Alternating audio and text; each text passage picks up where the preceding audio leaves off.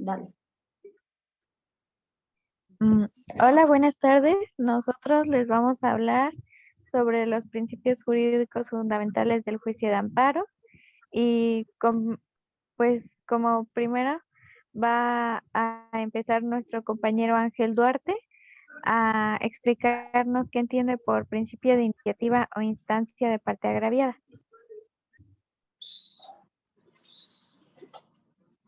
Bueno, en sí, este principio que es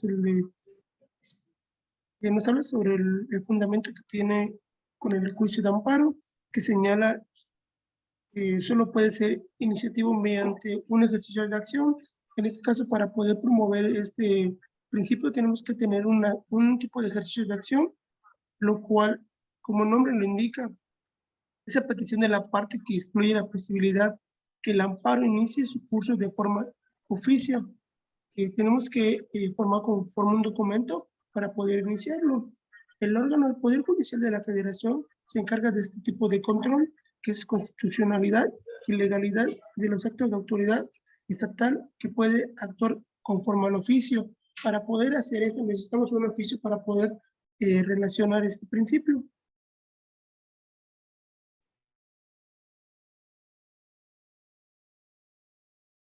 De igual forma, la acción de este juicio corresponde al titular de del mismo oficio.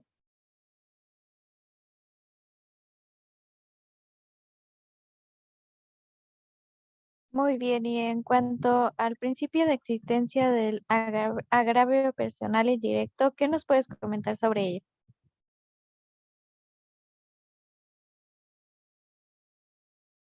Bueno, este principio, más que un principio, se encarga de establecer que la persona que promueve el juicio de amparo debe ser aquella que en su concepto sufre la violencia, que si la persona es la que sufre su violencia conforme a lo que se le violan sus derechos, tiene que ir y hacer el acto reclamado. De igual forma, para efectos del amparo, este derecho fundamental, ya que provoca por el acto de la autoridad. Para los efectos del amparo se considera la ofensa que puede recibir el gobierno en virtud de los actos de la autoridad. Esto afecta a la que viene siendo la materia de autoridad, que tiene necesariamente real y su tipo subjetivo. También este principio nos indica que el agravio debe ser personal y por otra parte se requiere la afectación de la recarga sobre la persona determinada que sufre la violación de este derecho, el cual el agravio no debe tener ni una naturaleza abstracta, ni mucho menos generar los agravios probables que no tendrá como consecuencia lo que procede de la acción, el amparo, pues base a lo que este principio nos dice, es necesario que el juicio de amparo no sea eventual, sino aleatorio o hipotético.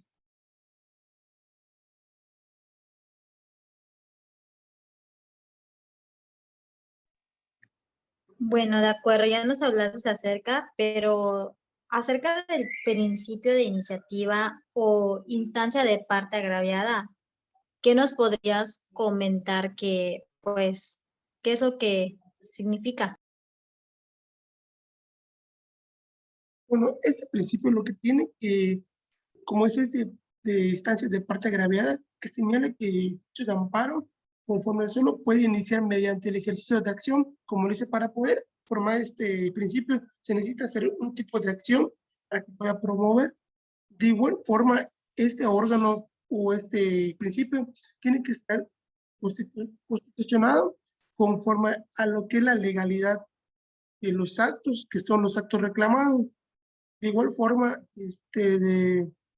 no puede actuar si no tienes un oficio, como lo dice, tienes que tener un oficio para poder relacionar este principio, ya que es principal y es legal tener el oficio para poder hacerlo.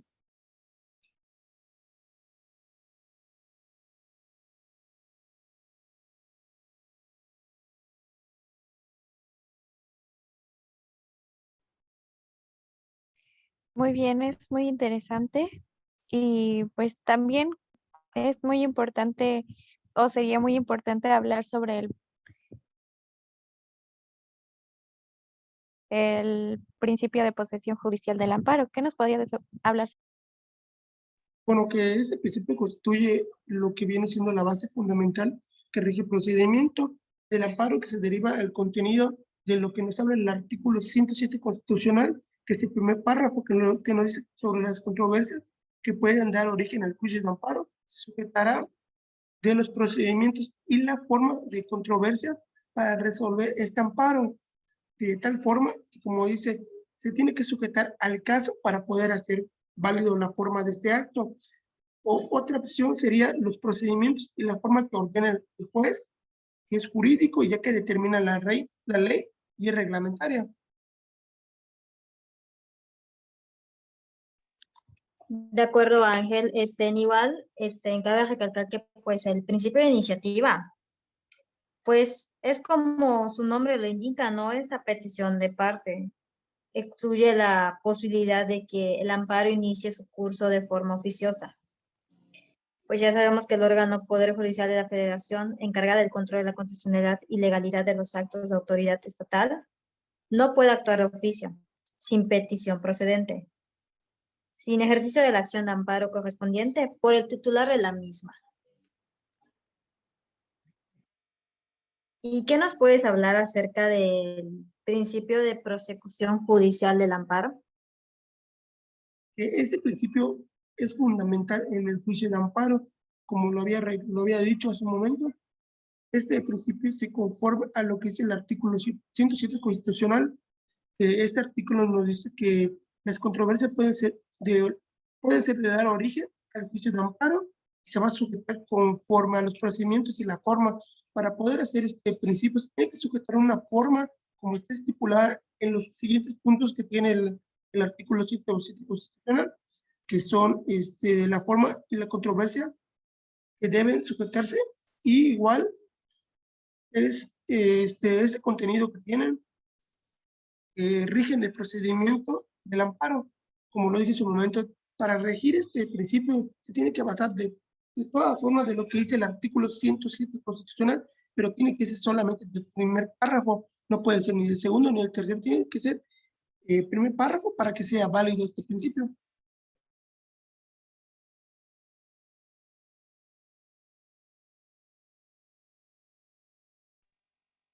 De acuerdo. Y acerca del principio de la relatividad de los afectantes de la sentencia, ¿qué nos podrías comentar acerca de eso?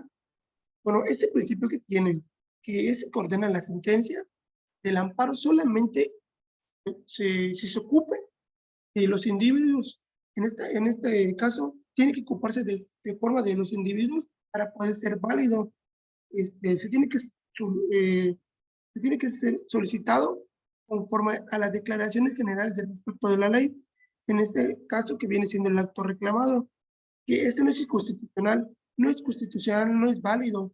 De igual forma, se ha expresado que lo que se menciona en esta sentencia, que podemos decir que es que quien haya acudido al juicio de amparo, no por lo mismo, sino con lo determinado de la ley del acto, está obligado a actarlos, no obstante que lo que dice la ley, sino haya sido estimado al contrario de la Carta Magna en el juicio que aquel no fue de quejosa. Para poder hacer este principio, como dice, necesitamos de la Carta Magna para poder ser válido todo lo que queremos hacer, si queremos quejarnos sobre un mal uso de este principio.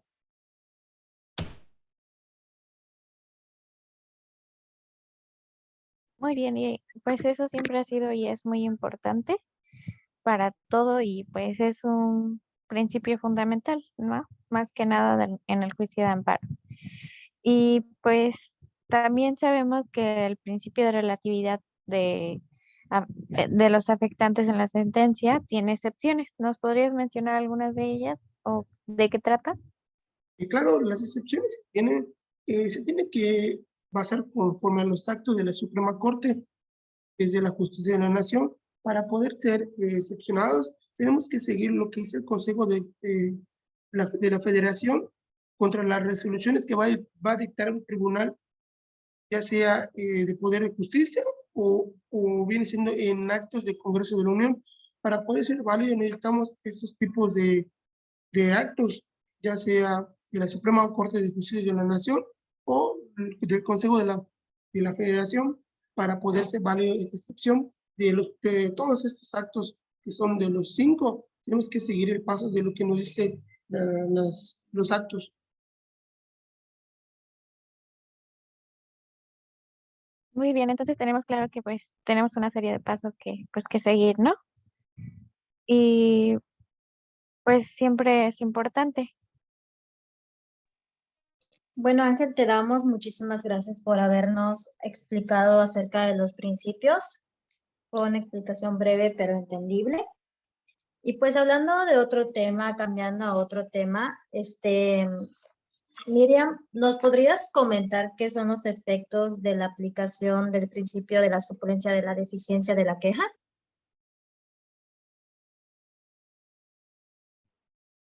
Sí, pues más que nada los principios de definitiva del acto reclamado, pues son para la procedencia del juicio, ¿no? Que se agoten previamente los recursos ordinarios procedentes en contra de la sentencia, ¿no? O resolución que se pone a fin al juicio.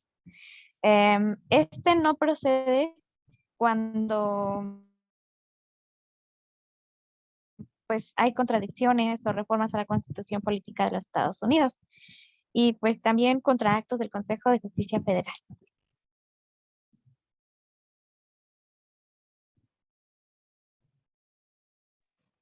Bueno, ya nos hablaste acerca de los efectos, pero ¿nos podrías decir qué es el principio de suplencia de la deficiencia de la queja, de lo cual ya nos hablaste dichos efectos? Pero en sí, ¿qué es?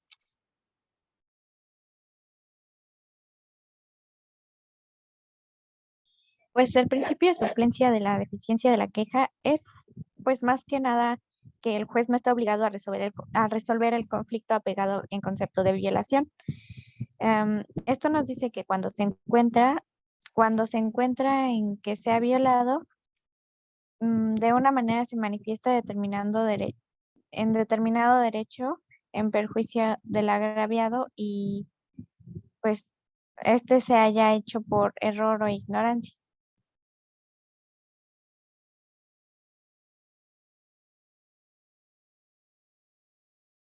Bueno, Miriam, ¿tú qué entiendes por las excepciones que tienen estos dos principios que has comentado ahorita?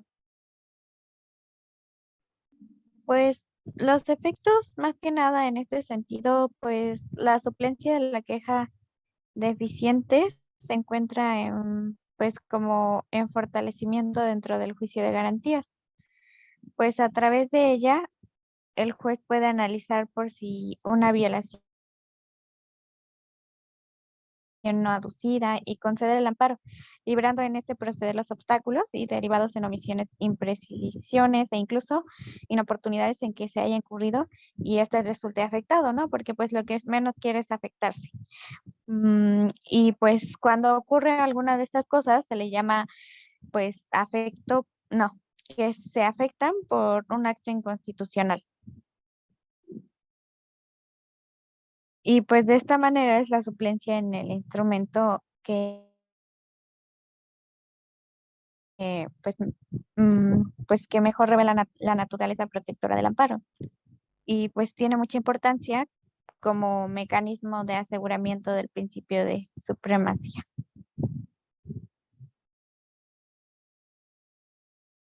Muy interesante, se entiende muy completo.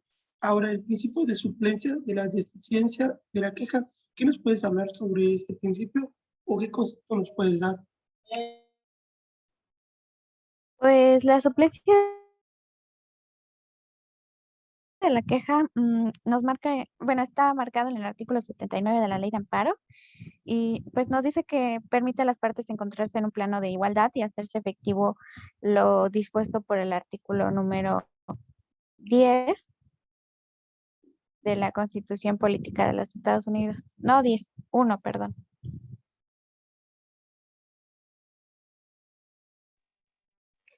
Bueno, ya nos hablases acerca del principio de la suplencia y pues ya nos hablases acerca del artículo 79 de la ley de amparo, pero en sí la excepción a dicha suplencia de la deficiencia de la queja, ¿qué sería?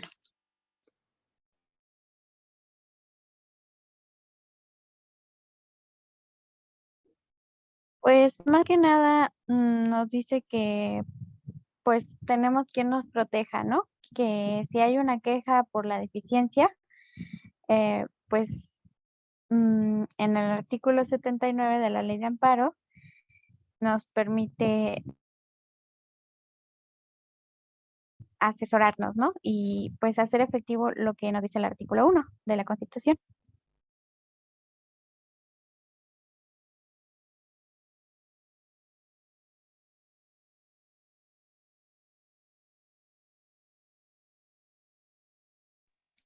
De acuerdo, Miri, muchas gracias por tu participación. Fue una explicación breve pero entendible. ¿Algo más que nos quisieras aportar acerca de los temas que nos has explicado, nos has hablado? Pues no, creo que les comenté lo más importante y pues siempre tenemos que mantenernos actualizados, ¿no? Sobre las leyes y las reformas y en saber nuestros derechos, ¿no? Más que nada saber que no solo tenemos algunos derechos, como no sabemos los básicos, ¿no? Los de derecho a la vida, derecho a la educación, derecho a una vivienda, pues también nos hace falta en algunas ocasiones asesorarnos e informarnos que tenemos más de 5 derechos, ¿no? O sea, y leer lo que pues nos dicen y que nos apoyan estos principios. Pero pues también estaría bien que nos comentes y nos aportes un poco más de información acerca pues de los principios.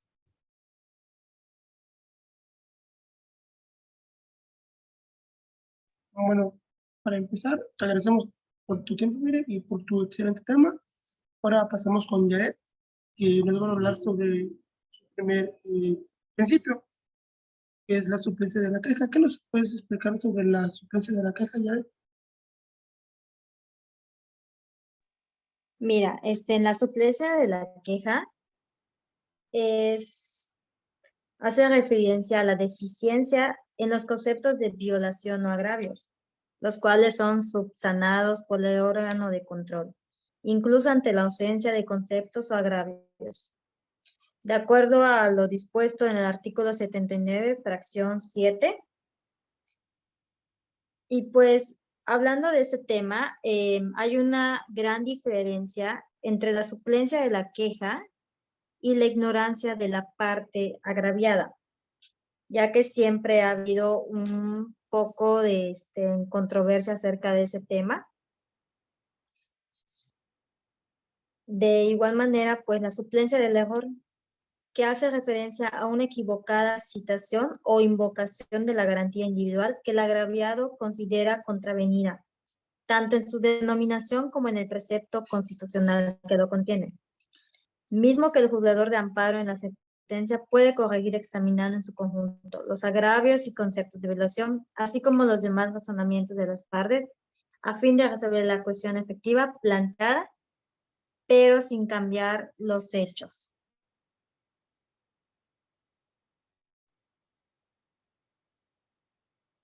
Muy bien, compañera, te agradecemos por toda tu información y pues porque siempre es clara y concisa, ¿no? Pero, ¿qué nos puedes decir en cuanto al principio de procedencia del juicio de amparo directo? Ya que también es un tema muy importante. Bueno, el amparo directo según el artículo 170 constitucional únicamente procede contra sentencias definitivas o laudos, resoluciones que pongan fin a algún juicio dictados por tribunales judiciales, administrativos o del trabajo, respecto de los cuales no proceda ningún recurso ordinario por el que puedan ser modificados o revocados, ya sea que la violación se cometa en ellos o que cometida durante el procedimiento afecte a las defensas del quejoso, trascendiendo al resultado del fallo. y por violaciones de garantías en las propias sentencias de laudos o resoluciones indicados, a diferencia del principio de procedencia del juicio de amparo indirecto, que de igual manera lo encontramos en el artículo 107 constitucional, pues el cual pues ya procede contra leyes federales o locales, contra tratados internacionales, reglamentos expedidos por el presidente de la República, pero eso ya de acuerdo con la fracción primera del artículo 89 constitucional. De igual manera procede contra actos que no provengan de tribunales judiciales, administrativos o del trabajo. Igual contra actos de los tribunales judiciales, administrativos o del trabajo, pero que sean ejecutados fuera de juicio o después de concluido. De igual manera, pues procede contra los actos en el juicio que tenga sobre las personas o contra las personas o las cosas en ejecución que sea de imposible reparación. De igual manera, procede contra leyes o actos de la autoridad federal o de los estados. En los casos de las fracciones segundas y terceras del artículo primero de esta ley. Contra las resoluciones del Ministerio Público que confirmen el no ejercicio o el desistimiento de la acción penal, en los términos dispuestos por el párrafo cuarto del artículo 20 constitucional. Muy interesante este principio. Y para finalizar, el principio de procedencia del juicio de amparo indirecto. ¿Qué nos puedes explicar sobre este principio? Mira, a diferencia del juicio de amparo directo, el indirecto procede en más asuntos que el directo, ya que el indirecto, pues puede proceder contra nuestras leyes federales o incluso contra nuestras leyes locales, a diferencia del amparo directo, que no puede proceder a menos de que sean sentencias definitivas o laudos.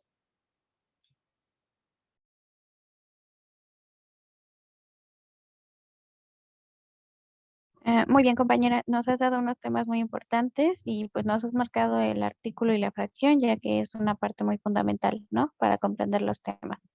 Pero pues en cuanto ya nos comentaste al amparo directo, pero pues ¿qué nos podrías comentar como referencia al amparo indirecto como para finalizar?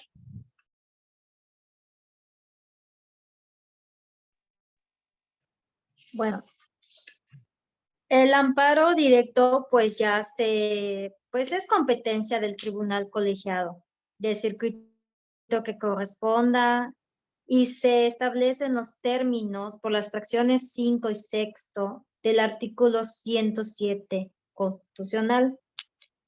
Para los efectos de este artículo, solo será procedente el juicio de amparo directo contra sentencias definitivas o laudos, cuando sean contrarios a la letra de la ley aplicable al caso, a su interpretación jurídica o a los principios generales de derecho a falta de ley aplicable. Cuando comprendan acciones, excepciones o cosas que no hayan sido objeto del juicio, o cuando no las comprendan todas por omisión o negación.